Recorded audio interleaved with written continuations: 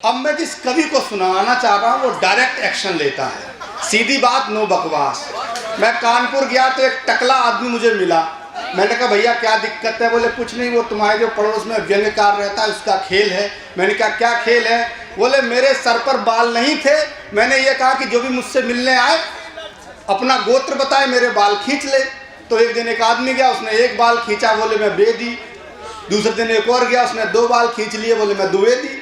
तीसरे दिन एक और गया, 3 खींच लिए, त्रिवेदी। चौथे दिन 4 खींच लिए, चतुर्वेदी। 5वें दिन सीधा अगला आदमी गया, जेब में माचिस निकाली, जलाई और सर पर रख दिया, बोला मैं अग्निहोत्री। तो साहब ऐसे के अग्निहोत्री को बुलाता हूँ जोरदार तालियां बजाकर, हास्य के इस बड़े कवि को आमंत्रित करें।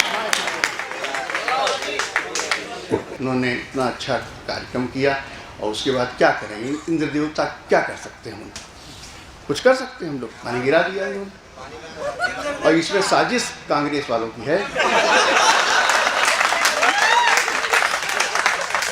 हो सकता है नेहरू जी की हो, हाँ हो सकता भाई, ऊपर बैठे हैं गांधी जी का और धीरे से हो गया। मेरी एक पत्नी है, बड़ा सुन लो, मेरी एक पत्नी है,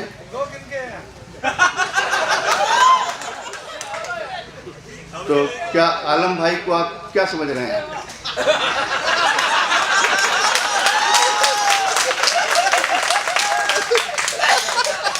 मेरी एक पत्नी है, उसकी एक बहन जी हैं, उसकी एक बहन जी है। एक दिन हमारे घर आई, बोली जीजू दादा क्या जमाना होता था कि हम आप जीजा हुआ करते थे। दुख है इस बात का। वो बोली जीजू कवि और पागल में कोई अंतर नहीं होता। पत्नी बोली नहीं, अंतर होता है। पत्नी एक होती है जो आपको सहयोग करती है, प्रेमिका कभी सहयोग नहीं करती। पता नहीं प्रधानमंत्री जी काहे छोड़े बैठे।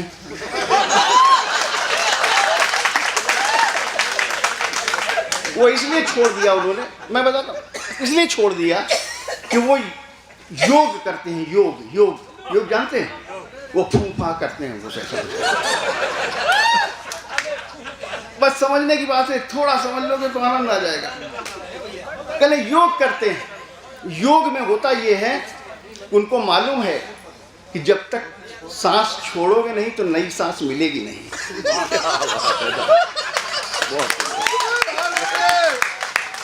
बड़े समझदार है, बहुत समझदार है भाई, बहुत समझदार है।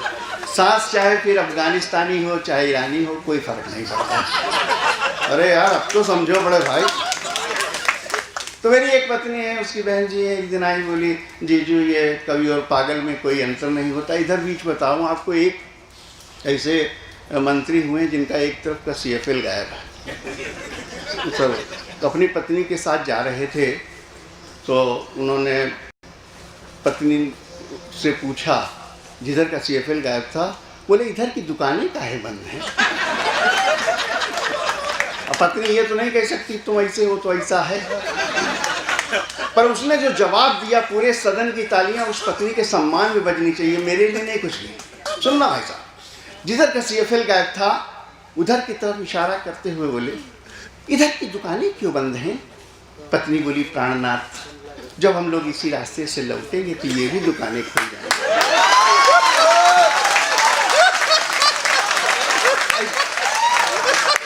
ये स्थिति। मेरी पत्नी की बहन जी बोली जीजू कवि और पागल में कोई अंतर नहीं होता।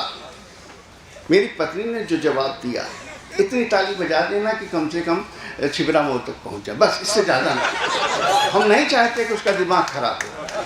नारी के सशक्तिकरण को हम बड़ा विरुद्ध हैं, सही बता रहे हैं आप। सुनना, बहुत बढ़िया बात है। पत्नी की बहन जी बोली जीजू कवि और पागल में कोई अंतर नहीं होता। पत्नी बोली अंतर होता है, पागल ठीक हो सकता है।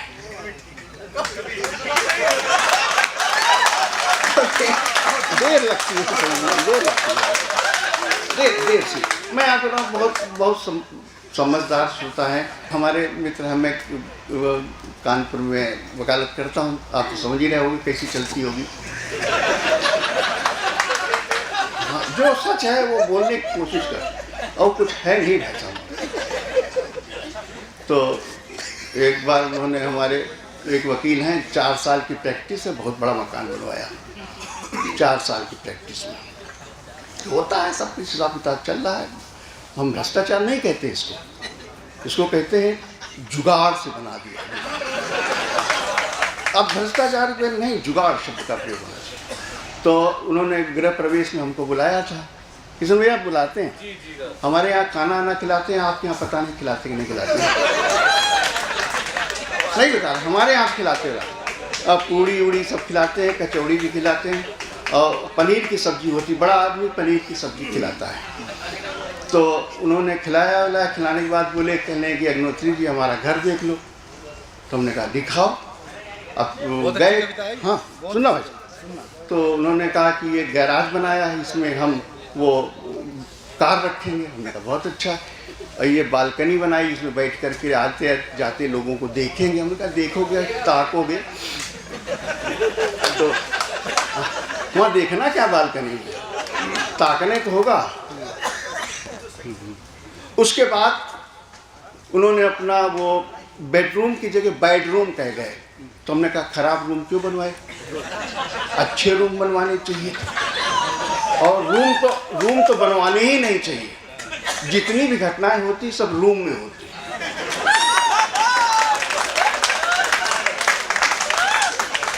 आप देखें गांव के अंदर रूम नहीं बनते, कमरे नहीं बनते, दल्लाने बनती हैं, दल्लाने।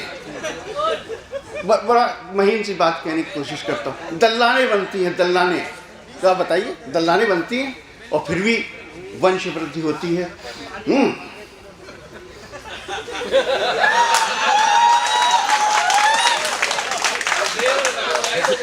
उसके बाद उन्होंने बाथरूम लेट्रिन दिखाई उन्होंने। तो उनका खाना खा चुके थे तो उनकी लेट्रिन देखनी पड़ी। क्या स्थितियाँ मेरी थी। फिर इसके बाद उन्होंने एक पूजा घर दिखाया, बहुत सुंदर पूजा घर बना था। भगवान करे जितने लोग यहाँ बैठे जो दिखाई नहीं दे रहे हैं और जो दिखाई दे रहे हैं, उन सबके घर में सुंदर सा वो पूजा घर बने। रामचंद्र जी, सीता, लक्ष्मण के चित्र लगे थे। उसके ऊपर एक नेताजी का चित्र लगा था। सही बता। तो हमने पूछा, ये रामचंद्र जी, सीता, लक्ष्मण के चित्र के ऊपर नेताजी का चित्र क्यों लगाया? कहले आप नहीं जानते अग्निहोत्री जी, नंगा भगवान से बड़ा होता है।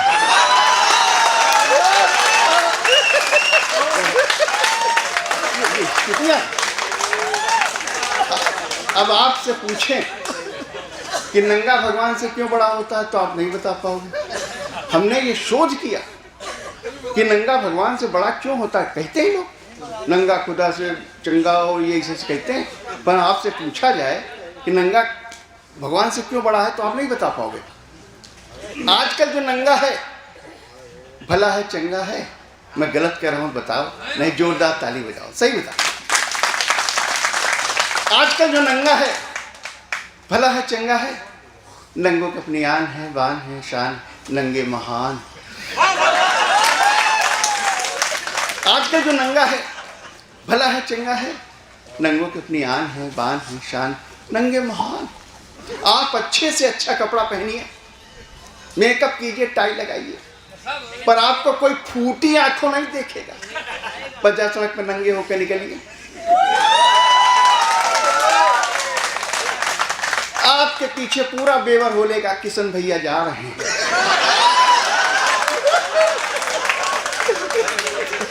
मैं गलत कह रहा हूं बताओ। यदि आप नहीं समझ पा रहे हो तो प्रैक्टिकल करके देखो। आजकल जो नंगा है भला है चंगा है? नंगों की अपनी आन है, बान है, शान है, नंगे महान है। आप अच्छे से अच्छा कपड़ा पहनिए, मेकअप कीजिए, टाई लगाइए, पर आपको कोई फूटी आंखों नहीं देखेगा। 50 सड़क पर नंगे होके निकलिए, आपके पीछे पूरा शहर होलेगा। गांधी जी अर्धनंग रहते थे, उनसे अंग्रेज डरते थे, आधे रहने पे डरते थे।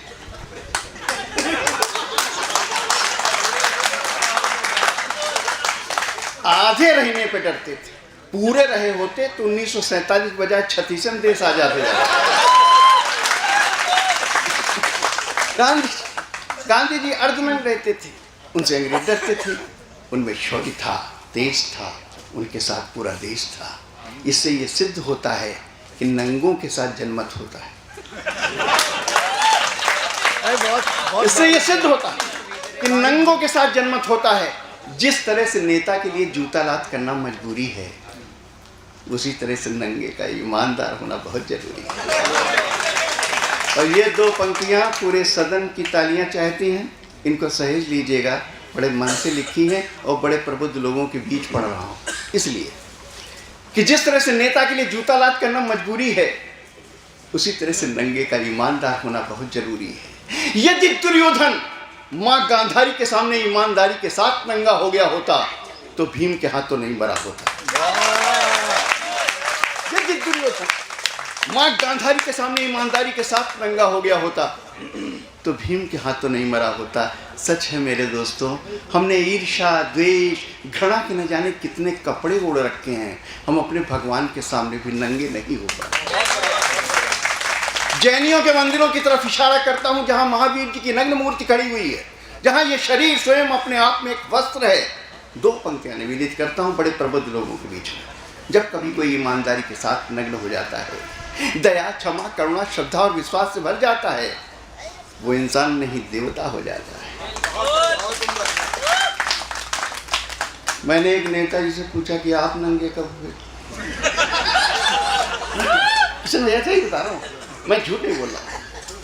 मैंने एक नेताजी से पूछा कि आप नंगे कब? वो बोले जिस दिन से नेता हो, पहन ओढ़ करके नेता हुआ होता तो विपक्ष हमको नंगा कर देता, अपन पहले से ही। हमने कहा नेताजी हमें बेटा मैं शांत हो जाओ। मैंने आपसे निवेदन किया था, आप खुद बोलते हैं, आप बहुत अच्छा बोलते हैं, और सबसे बड़ी बात ये कि मुंह से बोल रहे हैं। बहुत बड़ी बात है भाई साहब। आप मैं समझ रहा हूँ, आप बोल रहे हैं, इसे मामूली हम नहीं समझ रहे हैं कि आप मुंह से बोल रहे हैं, अन्यथा हम तो जानते हैं कि आप कहाँ से बोलते हैं। तो सुनो भाई साहब, तो मैं कह रहा था कि मैंने एक नेता से पूछा कि आप नंगे कब हुए? वो बोले जिस दिन से नेता हुए। पहन ओढ़ करके नेता हुआ होता तो विपक्ष हमको नंगा कर देता, अपन पहले से ही। हमने कहा नेताजी हमें भी नंगे होने की टेक्निक बताइए। वो बोले अपने बॉस को गालियां देना शुरू कर, तुम्हारे पूरे व्यक्तित्व में नग्नता आ जाएगी। हमने कहा इसमें तो सस्पेंड हो जाएंगे, नौकरी चली जाएगी। वो बोले तो फिर तुम सब्जी वाले से सब्जी उधार लेना शुरू करो, खाओ पियो मौज करो। इन पंक्तियों को सहेजिएगा, खाओ पियो मौज करो। जिस दिन वो सब्जी वाला तुम्हारे गिरेबान में हाथ बढ़ाएगा, तुम क्या तुम्हारा बाप नंगा हो जाएगा। सुनना भाई साहब, तुम क्या तुम्हारा पूरा खानदान नंगा हो जाएगा। हमने सब्जी वाले से कहा, सब्जी वाले भैया हमें सब्जी उधार तो हमें नंगा होना है। इन पंक्तियों को सह लीजिए कि बड़े प्रबुद्ध लोग बैठे हुए हैं। मैंने सब्जी वाले से कहा, सब्जी वाले भैया हमें सब्जी उधार दो, हमें नंगा होना है। वो बोला बाबूजी आप कहाँ खो गए, आप तो उधार मांगते नंगे हो गए। आप कहाँ खो गए? अरे आप तो उधार मांगते नंगे हो गए। अरे हमने कहा उधार मांगने से कोई नंगा होता है? उधार से तो हमारा पूरा देश चलता है, और इसी उधार की बदौलत जो हमारा देश अमेरिका का उपनिवेश हो जाएगा, सच कहता हूँ, ईमानदारी के साथ नंगा हो जाएगा। ईमानदारी के साथ।